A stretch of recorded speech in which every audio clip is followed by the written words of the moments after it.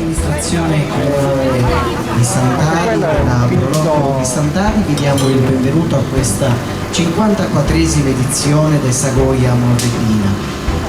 Dopo 54 anni si ripropone quello che è l'antico rito del matrimonio del Sulcis, nato appunto nel 1968 proprio qui a Sant'Ari. Quest'anno la Proloco, che si è occupata dell'organizzazione di tutta questa importante manifestazione, ha apportato una serie di variazioni a quelle che erano quella che è stata la tradizione del Sagoia Morretina. In primo luogo hanno ritenuto importante e fondamentale collocare dal punto di vista storico all'ultimo scorcio del XIX secolo e ai primi anni del XX secolo, facendo attenzione a tutta una serie di elementi che caratterizzeranno questa 54esima edizione del Sagoia Morretina.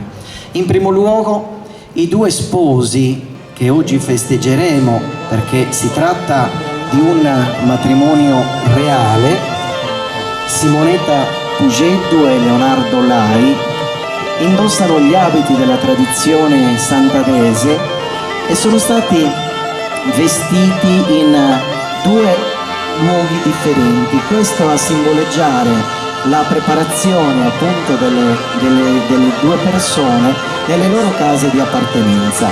Lo sposo sulla tracca addobbata come tradizione vuole è andato alla casa della sposa per accoglierla e concluderanno questo lungo corteo che verrà aperto dal suono dello strumento più antico del Mediterraneo, is launegas, questo strumento costituito da 3 canne palustri.